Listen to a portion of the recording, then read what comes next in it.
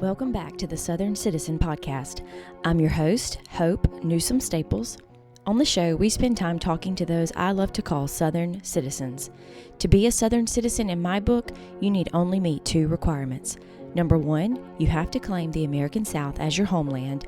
And number two, you must be 75 years or older. During each episode, we sit down with these Southern citizens and listen in as they share about their lived experience. Today's episode is going to be a little bit different, so let me explain.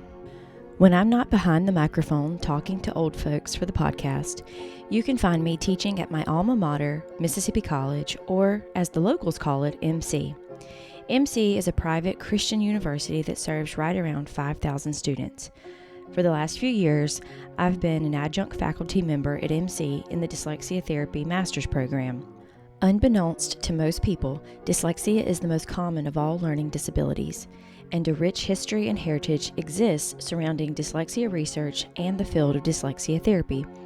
We at MC want to share this knowledge and highlight how Mississippi College is woven into this story. As always, yours truly will be facilitating the conversation. You will also hear from Kay Peterson, our fearless leader, along with commentary from our beloved academic coordinator, Shirley Tipton. If you would like to learn more about Mississippi College and the Master of Education in Dyslexia Therapy program we offer, Part 2 of this podcast will be releasing soon here on the Southern Citizen. In the meantime, please visit mc.edu to learn more about dyslexia therapy.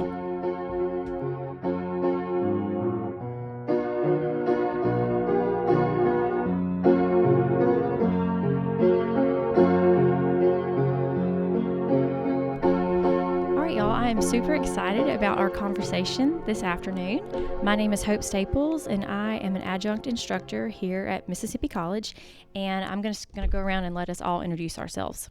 So I'm Kay Peterson. I live in Dallas, Texas, and I'm also adjunct faculty at Mississippi College and the director of the Dyslexia Therapy graduate course. And I'm Shirley Tipton, and I've been here forever at Mississippi College as the academic coordinator for the Dyslexia Therapy program.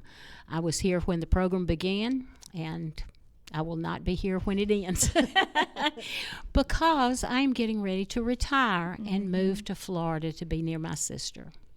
That's wonderful, though. We're so happy for you. Well, thank you. It's bittersweet because this program has meant so much to me over the years, and we do a wonderful thing here, and I am leaving it in very good hands. Well, if you can't be in Clinton, I want you to be in Florida. Thank you. So I think we'll launch into a discussion of just the Orton-Gillingham, the history behind the methodology, and how it is still relevant for today's dyslexia therapy instructions. Okay, I'm going to kind of just let you take it from there.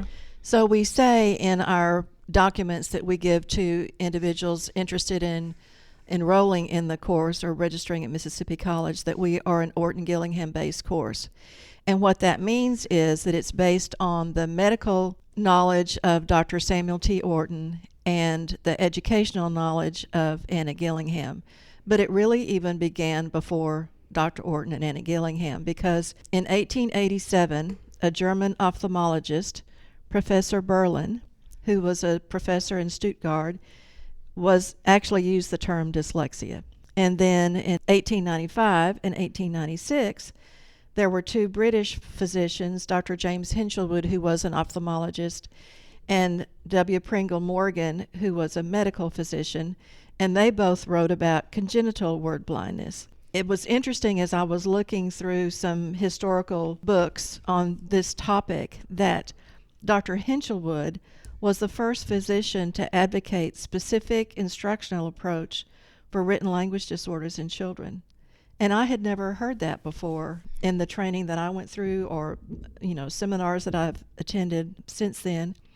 And he advocated one-on-one teaching. He believed in what he called the alphabetic method and in a multisensory approach. So the word multisensory goes back to the 1800s. And he believed that the multisensory approach was a method of simultaneous appeal, as he said, to as many cerebral centers as possible. I love that definition. Isn't that a great definition? So then we go from the late 1800s to the early 1920s, and there was Dr. Samuel T. Orton was a neuropathologist. He began writing about a reading and spelling disorder that he called strephosymbolic, which to him meant twisted symbols. His research began at the University of Iowa, and then it was followed by research in New York with Anna Gillingham and Dr. Paul Dozier. And they all stressed the importance of a thorough assessment and remediation. Dr. Orton believed by the end of his career that 10 to 15% of school-aged children have such a disability that it will handicap their schoolwork. Wow. And so one of the resources that I just read last week said that we now have current research that supports this belief, 10 to 15%. And some researchers now think it could even be as much as 20%. So from 1929 to 1936, Dr. Orton served as a neuropathologist at the New York Neurological Institute. And then from 1930 to 1936, he was a professor of neurology and neuropathology at the College of Physicians and Surgeons at Columbia University. Several years ago, I had an opportunity during a professional conference and at the invitation of an instructor in New York to go to Columbia University to their archival library and look at some of the early notes that Dr. Orton and Anna Gillingham wrote. It was amazing to see all the information that they have for them. So then in 1931, Anna Gillingham, who was an educator, some think she was a psychologist, maybe what we would consider a psychometrist today, she began a 2-year internship with Dr. Orton working on language disabilities at the Neurological Institute of New York. She had been a teacher for a long time, and she had been concerned about students that she was working with. She knew they were very bright, but they were not learning to read at the rate that she felt they should have. And once she began working with Dr. Orton and began hearing about his methods and his techniques on this thing called simultaneous multisensory instruction, then she took his thoughts and merged them with her academic information to put together a curriculum. And so she was very thankful that she found the answer to the questions that she had from her 2-year internship with Dr. Orton. So from 32 to 36, Dr. Orton began a language research project at the New York Neurological Institute. And there he developed diagnostic and treatment procedures for reading, spelling, handwriting, comprehension, speech development for certain language disorders. I thought this next comment was very interesting. They said that Dr. Orton always spoke of the strengths and not only the weaknesses of our students. Mm-hmm. And I think that's so important for us to remember. Mm-hmm. So after Anna Gillingham finished her internship with Dr. Orton, she began working with Bessie Stillman. They had been colleagues for a long time, and they organized Dr. Orton's principles into a remedial program for students who struggle with reading, spelling, and writing. And in their teaching manuals, we would call them a teacher's guide today, but they called them teaching manuals. And in those manuals, Anna and Bessie provide instruction for auditory, visual, and kinesthetic association of the letter introductions through the technique of what they called a linkage and through what they called the VAK learning triangle. Sounds very familiar, doesn't it? Rings a bell. Yes. So the child was engaged in seeing, hearing, and tracing the letter as they introduced every new letter. Can I ask a question about Sure. those manuals? Was it structured kind of like our situation learning, where it was lessons that were laid out? If you were to put our Foundations for Literacy next to one of their 4 manuals, they're organized in the same way. They're topical rather than lesson planning. Okay. So they learned how to lesson plan in the training part, but there was a chapter on reading, a chapter on spelling, a chapter on handwriting. In fact, one of the books that I looked at last week had a picture that Dr. Orton had drawn several years ago about how important it was for the cursive handwriting for the paper to be parallel to the writing arm. So if they were left-handed, it needed to be parallel to their left hand. If they were right-handed, it needed to be.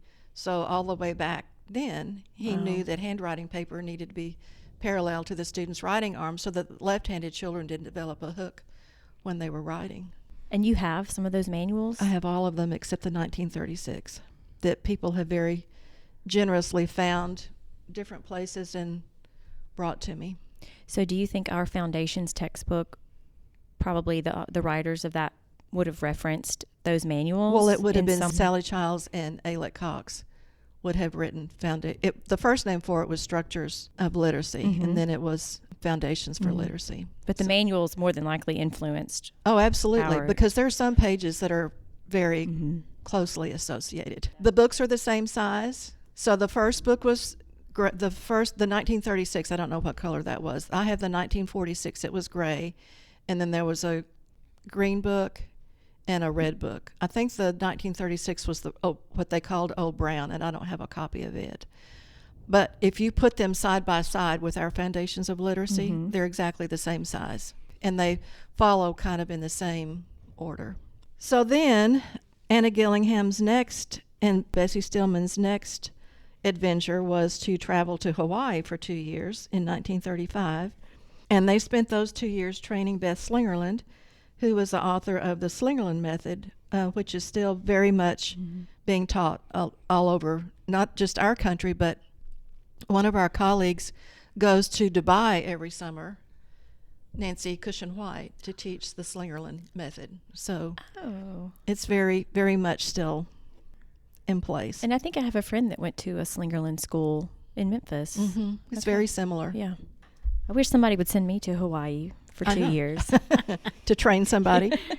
So in the 1946 manual, there is almost an identical description of our 8-step linkage and the VAK triangle. And then in 1938, both Anna Gillingham and Bessie Stillman returned to New York, and that's where they continued working, training teachers, continuing to establish their program, and managing the distribution of their materials. I love this timeline because I feel like so many people I encounter on a daily basis that have questions about dyslexia and dyslexia therapy, they perceive this as something that has only existed in the last couple decades and that we just don't know much about it. And then when you're able to share with them the historical perspective and how much research we have and how much research has gone back to prove some of these theories that these important folks had in this field, it's really kind of astounding for people to hear that. So I think it's important to lay that foundation. Well, I've often wondered how, especially Dr. Orton, how he would feel if he could see the research that the Shawitzes have done and the National Institute of Child Health and Human Development research sites, the research that they've done that proves so many of his theories. He was really ahead of his time. Very much ahead of his time. But it's also kind of sad that it has taken as long as it has to have this filter down to the children and adults with dyslexia that need therapy. But it's built on solid foundation, and yet it's not known about that much. That's right. Well, and most states now have some kind of dyslexia law. They're all different in varying degrees, but most states have something. But even in those states, for example, I live in Texas, and we've had a dyslexia law since 1985. We still have public school districts who deny that they have anyone with dyslexia, and so they certainly don't need anybody trained in a comprehensive way to teach those children how to read, write, and spell. That's right.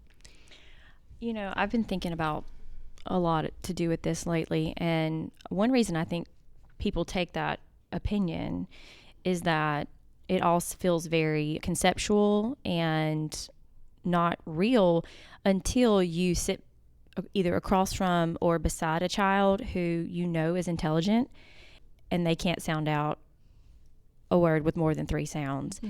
And you know that they have the ability, but there's a discrepancy. And so I think some of it is just folks just have never had to interact with a person and see that struggle. Does that make sense? Just with the students that I've worked with recently, that's kind of what I've been thinking about, is that it doesn't, we might know that it's true, but it's not really real to us until you're sitting there working with that individual and you see the struggle and how difficult it is for them.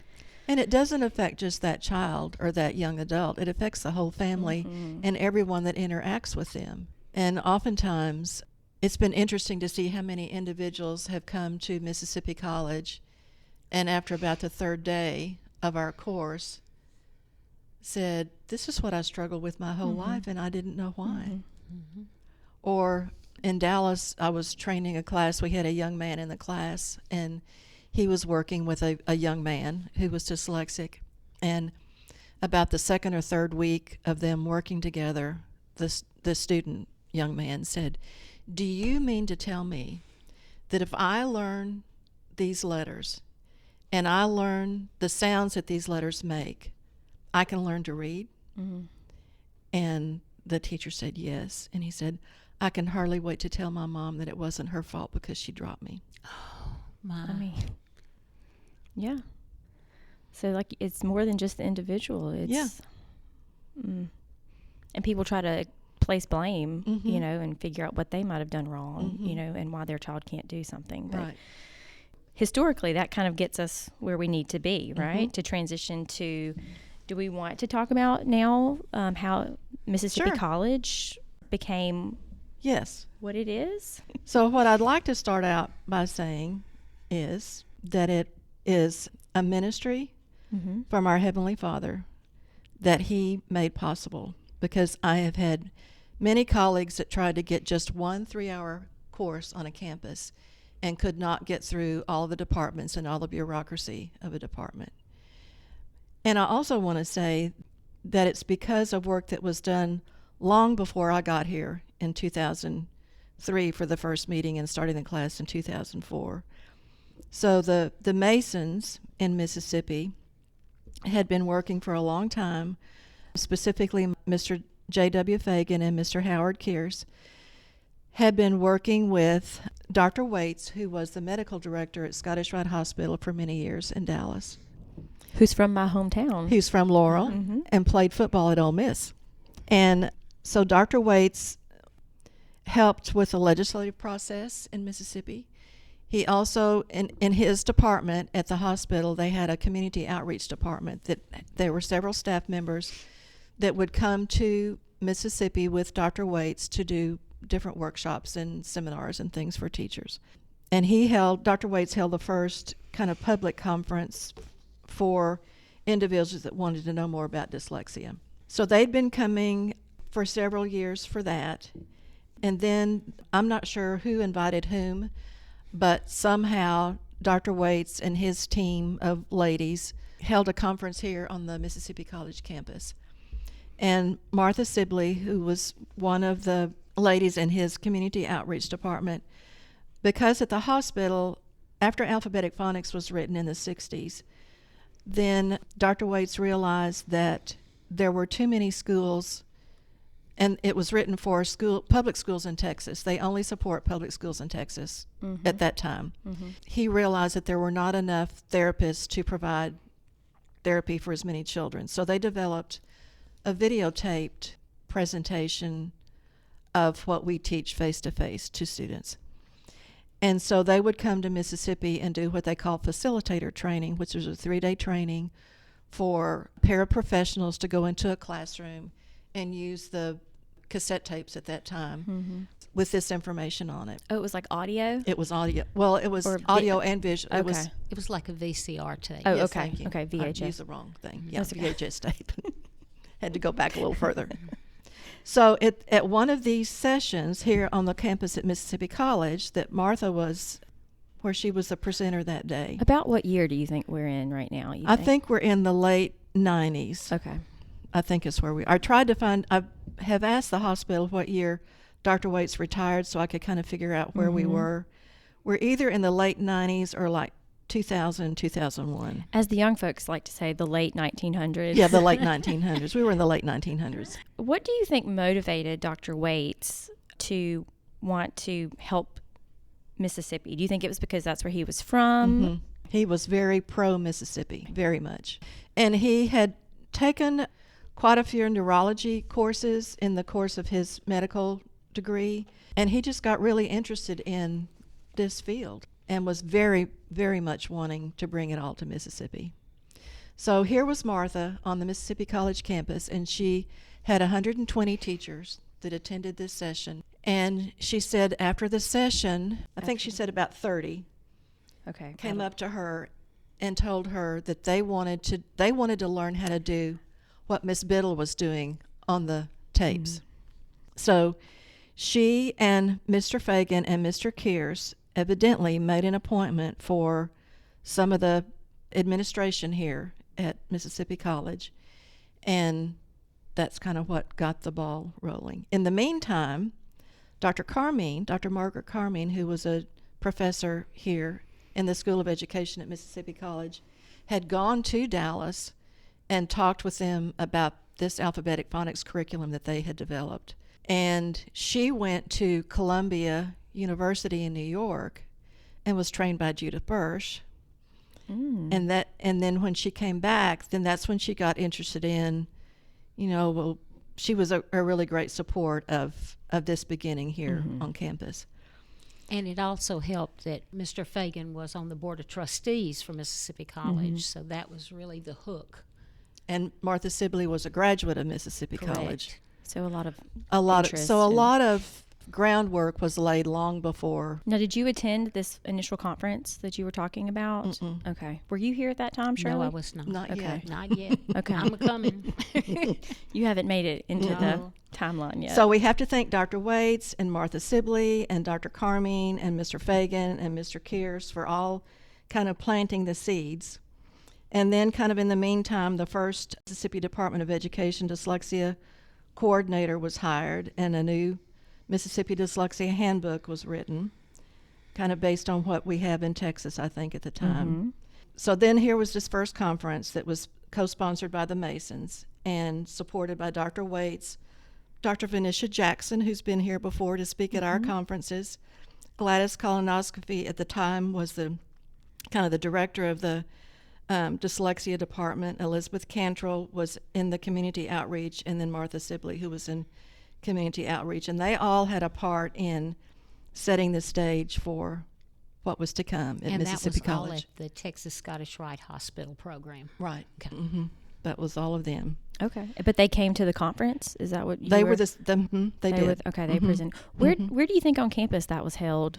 Probably in Swore Auditorium. And that we think is probably the 1990s, we said. Late So- 1990s. Okay, yeah. Yeah.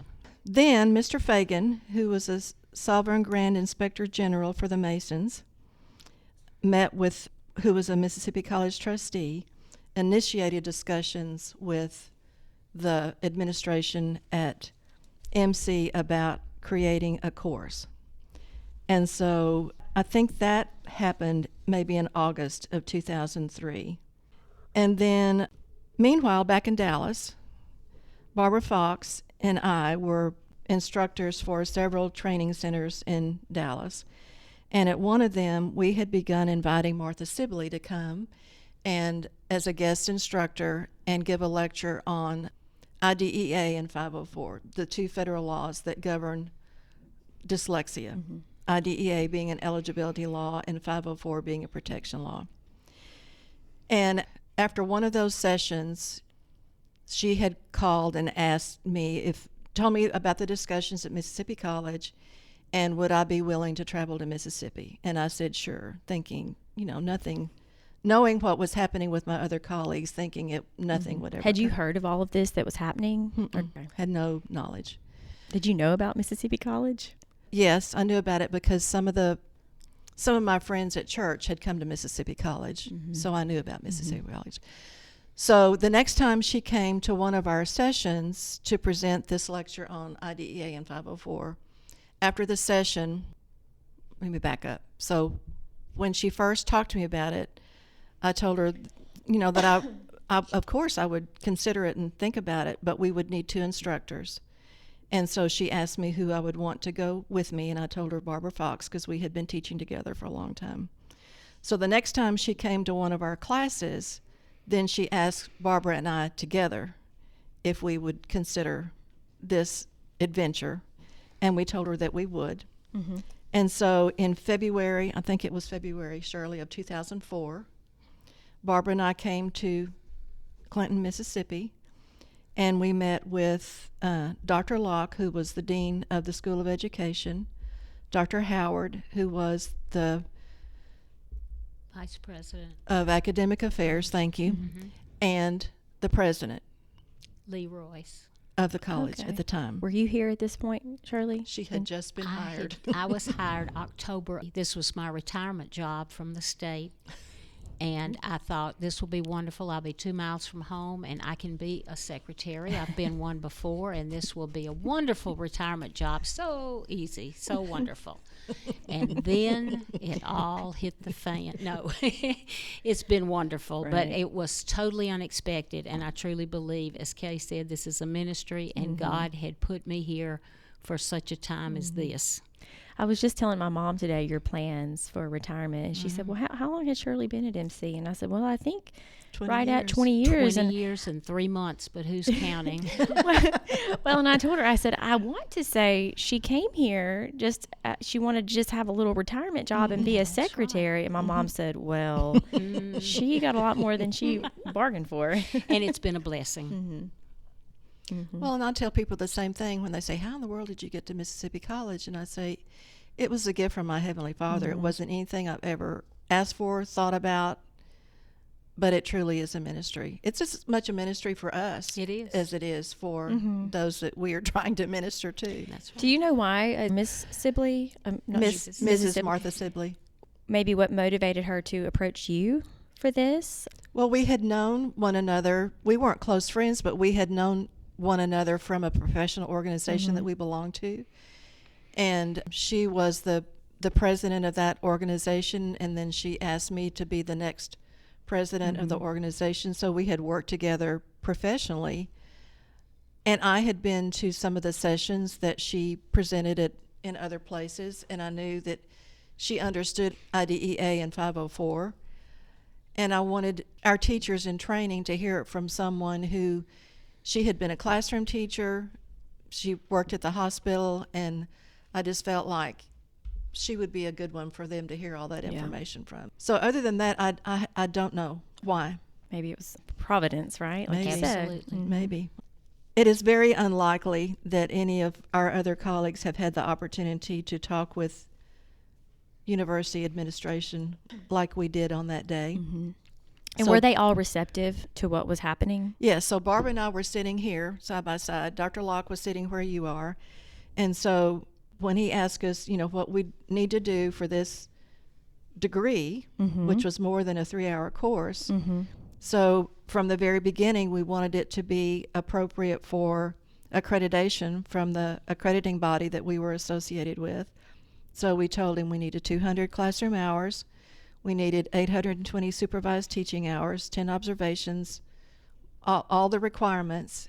And he sat across the table from us, and in a few minutes, he had it all planned out. Wow. He had done similar things in his role with psychology. So he had set programs up before, but this was new for him as well.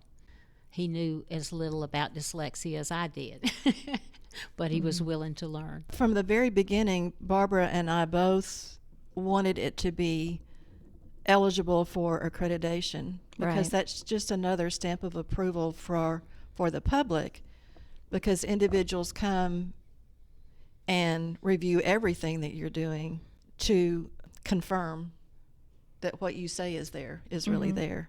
And the fact that she and I had both trained for other courses in other places, it wasn't something brand new for us. And I had been working with an instructor in Kansas, and she very graciously, she and I talked and developed a contractual situation for me to use the curriculum that she and I had worked on together in Kansas, because we had just taught from the curriculum of whoever was the director in the other location before. We hadn't actually written all of our own curriculum. So there were a lot of things in place. Yeah. So that's February 2004, right?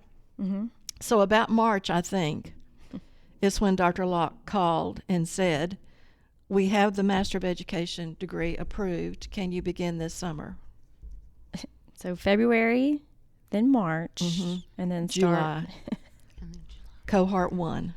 And at that point, he came to me and said, I know you came to be my secretary. I think he called it an administrative assistant, but it's a secretary job. And he said, but we're going to have a new program, and I would like for you to set it up and get it running. And I went, said, don't worry about it. It'll be fine. There won't ever be more than 2 cohorts running at one time. And now there are 6 in 3 different locations. So it has grown and grown and grown. Mm-hmm. That's amazing, though. It is. So in May, we had our first orientation, and Dr. Waits came and was the guest speaker, and Martha Sibley came and was a guest speaker. And then we began in July. And Dr. Jeff Black, so by this time, Dr. Waits had retired from the hospital, and Dr. Jeff Black had come to be the medical director. In that first summer, he came to Clinton and was the guest speaker on the neurology of the brain for cohort 1. So that initial cohort, there was not a lot of time to recruit. We immediately got 13 students from all over the state, not just in this surrounding And Alabama. area. Uh-huh. So Yeah, there were and 13. Alabama. That's right. There were 13 to start. We had one person for personal reasons that had to stop at that point, but she came back and finished the program. Mm-hmm. So it was 13 and then it was 12. Mm-hmm. And everything was done with paper records, pencil and paper records, and had to set up all of the financial things that we needed to do. Even the registration was done on paper forms. So it was like the dark ages compared to now. Yeah, and even in 2004, as far as social media and the internet, like It's none of that. how were folks finding out about it in such a brief time? Word of mouth and people that really truly bought into it and wanted to learn. And a lot of it was because people had seen the tapes from Texas Scottish Rite, and they had always wanted to understand how to teach a child. And I tell you, we've got teachers that have struggled for years and years and years, knowing that they wanted to help these children, but not knowing how. And we provided the information that they need to be able to do that. And traditionally now, the best way we recruit people is word of mouth. They see what other people are doing, and they want to do it too. And they see the success of the children. Exactly. So Terry Broom was in cohort 1, and she has just recently retired from being an adjunct faculty at the Blue Mountain location. We love you, Terry. We do love you, Terry. And Mary Lou Johnson was in cohort 2, and she is at the Blue Mountain location. So then we had our first official Mississippi College Dyslexia Conference in 2008. And Karen Averett, who is the lead author for the Take Flight curriculum at Scottish Rite Hospital, came as a guest speaker. Jan Hankins spoke. Then in 2011, the Blue Mountain location was set up. So Shirley, remind us how that got started. Okay, that was done as a part of a congressionally directed grant. We were offered the opportunity to partner in a congressionally directed grant. I believe it was Roger Wicker that was the one that sort of offered that to us. And there were things that we could do, but we decided that since we had a lot of people in North Mississippi that would like to take the training, but it was a long way from their home, that we could offer that program up there. We didn't know how it would work, but we were able to partner also with Blue Mountain College at the time. They're now Blue Mountain Christian University. But they agreed for us to come and use their facilities and permitted us to do that. Now, we pay for that privilege to do that, but this grant also helped to provide some of the tuition and other costs, book costs and that sort of thing for the initial group up there.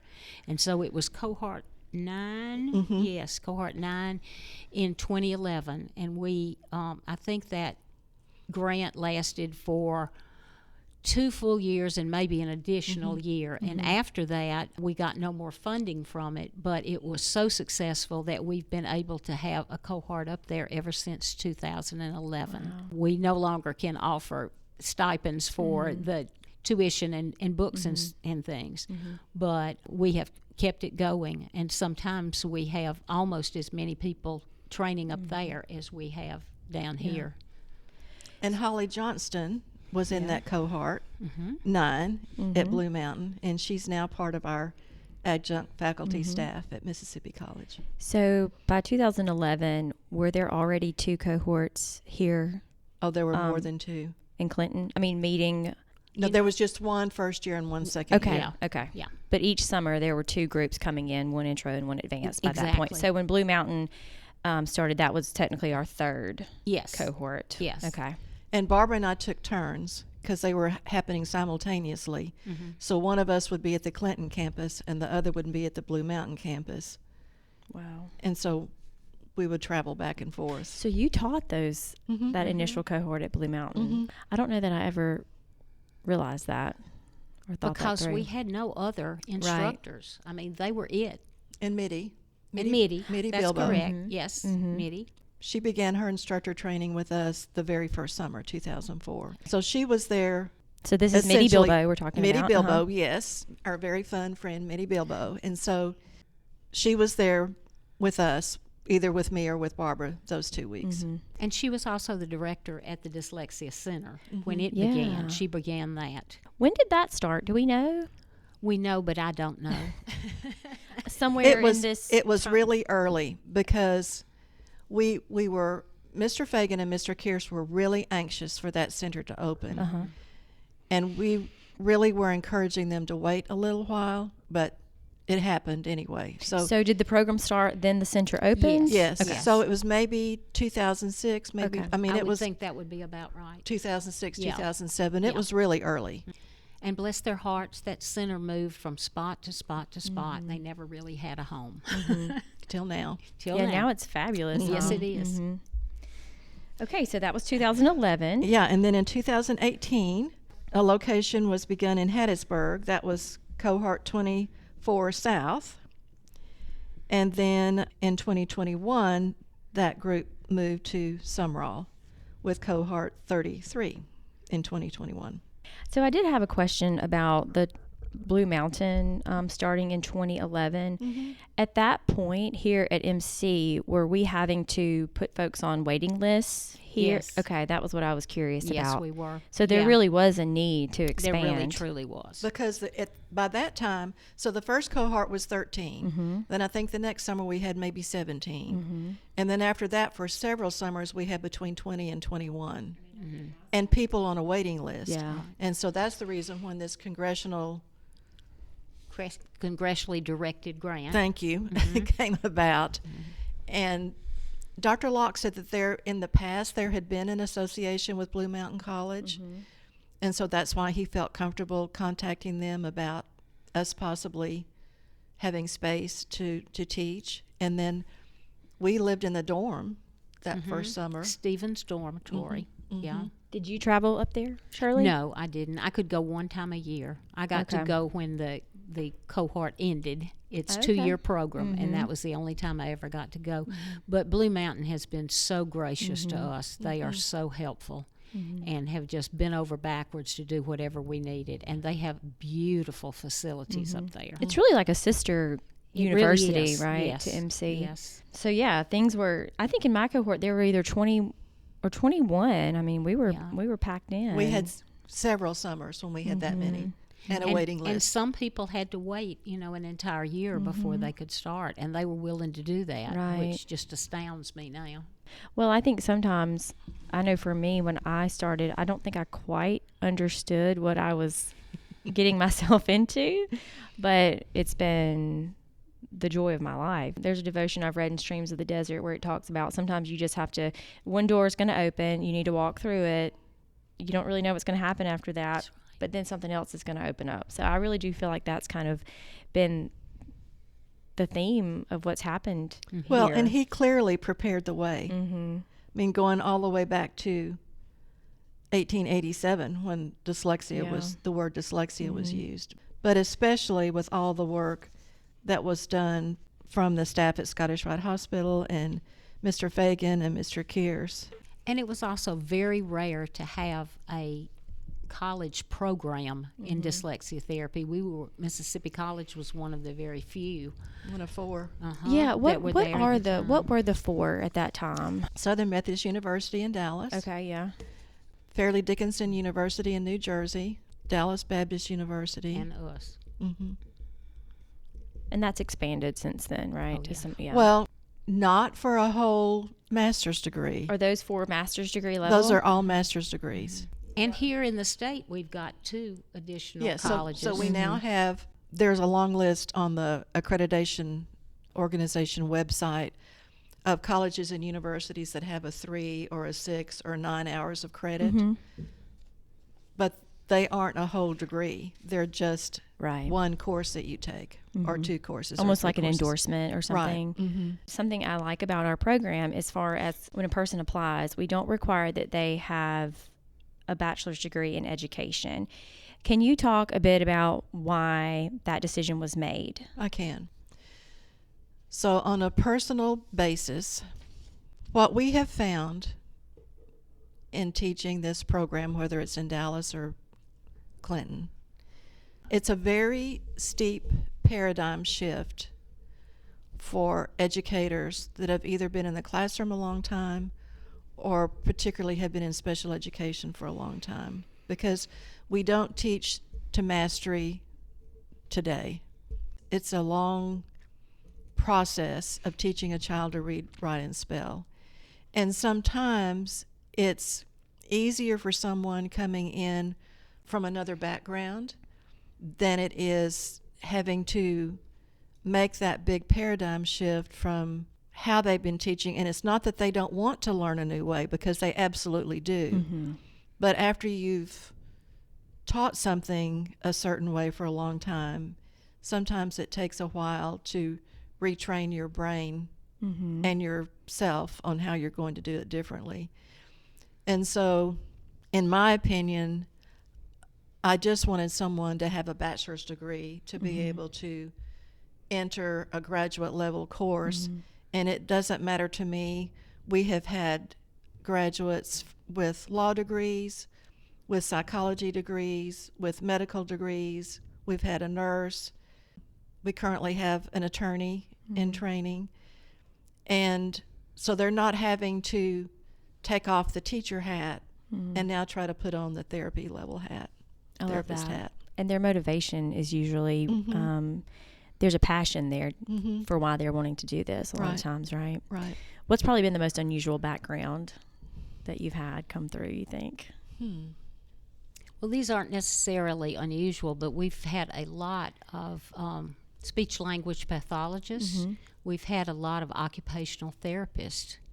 Maybe they were seeing gaps in what they were trying to do, and maybe they found that the dyslexia therapy program might have helped to fill some of those gaps. That's right. And what what the speech therapists have told us is that many of them in the schools where they're working are being asked to teach children to read, and they didn't know how to do it. The occupational therapists, it's really interesting, because what they tell us is that so much of the kinesthetic things that we do are so similar to what they've learned to do in their kinesiology background. And that goes all the way back to Dr. Samuel T. Orton. We've also had several people lately that are ready to retire from the teaching profession. Right. And they want to keep their hand in teaching, but they don't necessarily want to deal with an entire classroom of children. And so this is wonderful for them, because they can continue on as an educator and help children along the way and not have the stress of having to deal with so many at one time.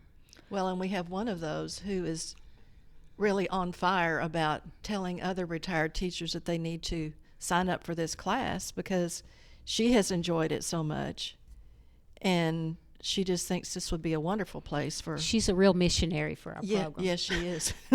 But As is the attorney.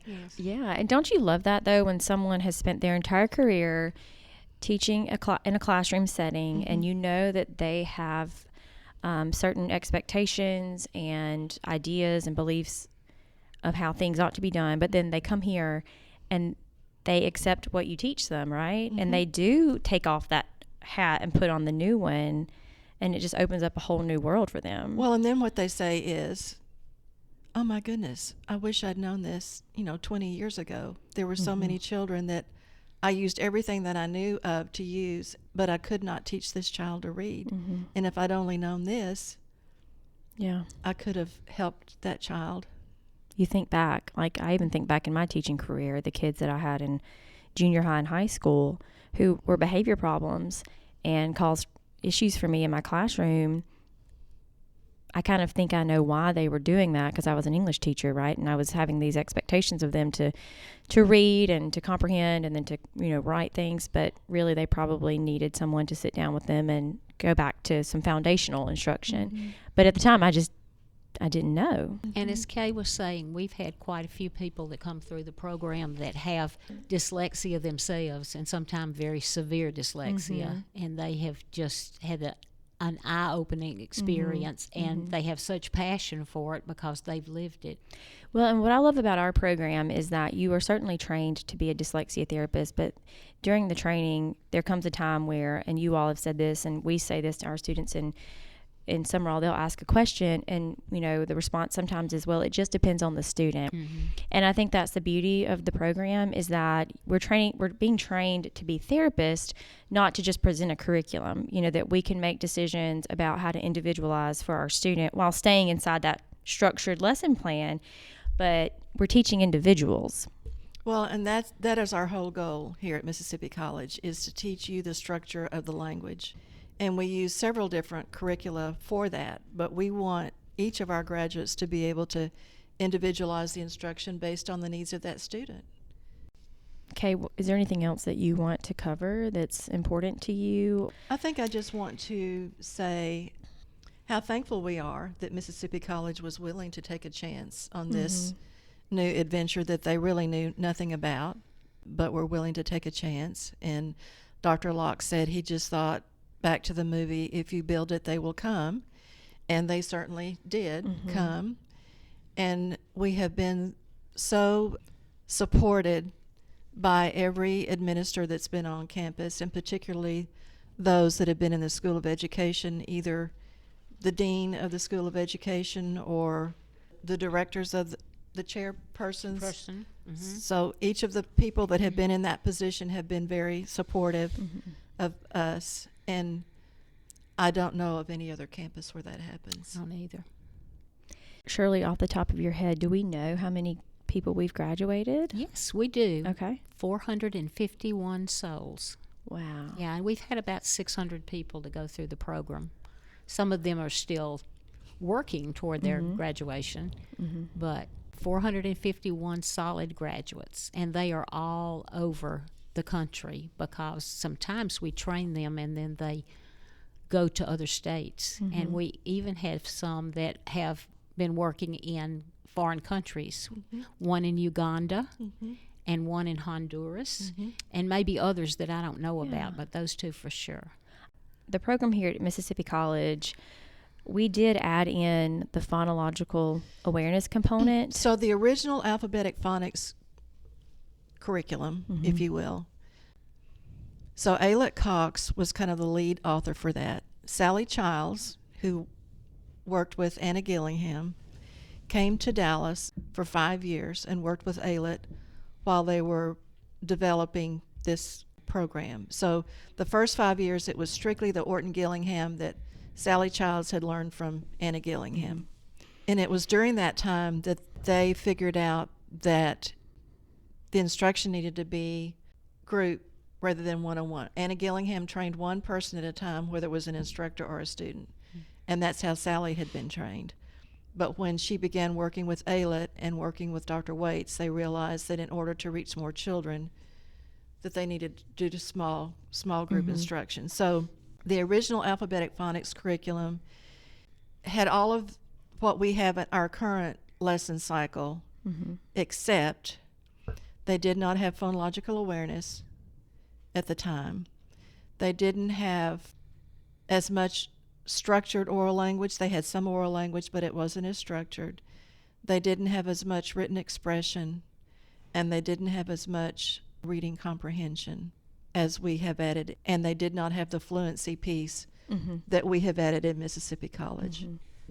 So we are an alphabetic phonics based course, but we have added in based on what has been shown to be important from the National Reading Panel report, Scarborough's Reading Rope, the simple view of reading, all of those things that are kind of being talked about now in research groups. We've added all those components in. And Barbara and I brought those with us when we came from Dallas. We had been using those things in Dallas. I guess when you were going over the relevance of the Orton-Gillingham history for today's instruction, you referenced how the idea of a linkage for letter introduction was referenced in the manuals that 1946. That Orton or that Anna Gillingham had written. And then But I think that goes back to Dr. Hinshelwood, who thought that the method of simultaneous and multisensory instruction was appealing to him because it addressed the cerebral centers as much as possible in the brain. So that goes back to the late 1800s. I don't know of many other courses that still include that type of association of letter sound association. They do a letter sound association of some kind, but it's not necessarily this 8-part where we link the name, the shape, the sound, and the feel of a letter together. Was that something that was important for you to be in this program? It was. Is that something that's sort of a common thread in all of your training through the years? You've seen that as an important factor. Even with working with students, you see how much they respond to just that physical movement and engaging all of those modalities. It's really amazing. One other thing that I wanted to mention is that in some of the current research now, we're beginning to see the word multimodal instead of multisensory. They're essentially very similar things, but there are some researchers that prefer the word multimodal for learning modalities instead of multisensory. So, for example, one of the textbooks that we require for reading at Mississippi College is the Multisensory Teaching of Basic Language Skills, which was edited by Judith Bursch. And in the latest edition, which I believe is a 4th edition, the handwriting chapter has multimodal attached to the handwriting chapter. Okay. So I think we're going to begin to see that word more and more. So at Mississippi College, when Barbara and I first came, our goal was for sustainability. We didn't want it to be just come for a few years and then it go away. It was so important to both of us. And she is a wonderful instructor. So Mitty Bilbo was the first instructor that we trained beginning that first summer in 2004. And the process for that is, it is at the invitation of the course director to choose individuals to go through that process. It's a 3-year internship. It takes a long time to do it, but we think that that's really important. And we also think it's important to have a minimum of 2 instructors for each class at any given time, because life happens to all of us, and we need to make sure we have enough staff to take care of the classes. And I think that you and Barbara had said that you would be willing to come for 10 years. We did. And we are now at year 20, Yes. and you are still here. And Barbara has been here for practically all that time. She's retired from us as well. But I've never heard that before. Oh, yes. Yes. We thought after 10 years, 10 surely, years. I mean, it would all be in place. But then that's when other locations began. That's when it really got busy, isn't it? Yeah. But it's just a 6.5-hour drive away. I'd just like to say that Kay and Barbara have the strength and the courage and the fortitude more than any women I have ever been around in my life. I honestly don't know how they do it, because Kay is over here at least twice a month, and sometimes more than that.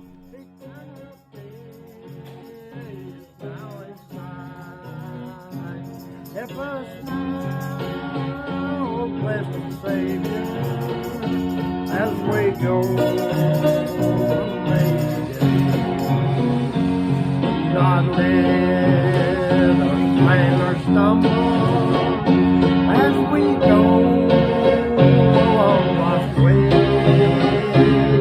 Lead us on, Lord Jesus, for that happy home. I just think